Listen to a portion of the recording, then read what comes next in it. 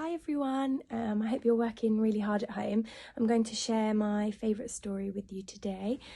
Class 11 will know that my favourite story is The Everywhere Bear by Julia Donaldson. With her blue pointy shoes and her hair in a bun, Mrs McAllister teaches class 1. That's Ollie and Holly and Josie and Jay, Leo and Theo and April and May, Billy and Lily and Little Lee Woo, Daisy and Maisie and Matt, who is new. Hannah, Hazala, Callum and Claire, Kevin and Bev and the Everywhere Bear. The Everywhere Bear has a home on a shelf, but he doesn't spend very much time by himself, for each boy and girl in the class is a friend, and he goes home with one of them every weekend. On Mondays they carry him back to class 1 and tell all the others the things that he's done. He has bus rides with April and horse rides with May. He eats burgers with Billy and jelly with Jay. With Little Lee Woo, he's a pirate, with Kevin a king, and Callum and Claire push him high on the swing. He bounces with Bev and does handstands with Holly. He likes playing football with Maisie and Ollie. He always makes dens when he goes home with Daisy. At Lily's, they let him be lovely and lazy. With Leo and Theo, he tinkles a tune. With Hannah Hazala, he goes to the moon. With Josie, he whizzes about in a chair. No wonder they call him the Everywhere Bear. One rainy Monday, the new boy called Matt was splashing to school when he spotted a cat. And when he bent over to give it a cuddle, the Everywhere Bear tumbled into a puddle.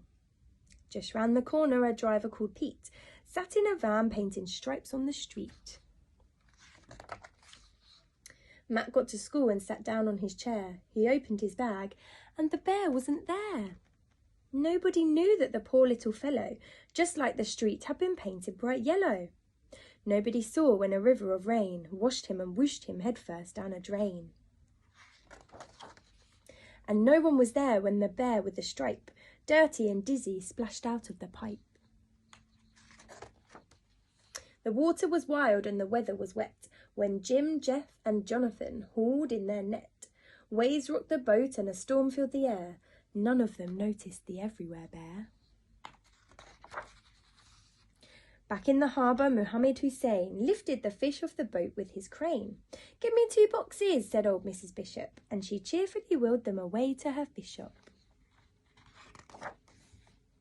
She started unpacking, then muttered, "That's odd. There's a bear wrapped in seaweed between these 2 cod." Out of the fish shop and onto a skip, into a lorry and off to the tip. "Aha!" squawked a seagull called Solomon Shriek. "I can smell fish," and he picked up the bear in his beak.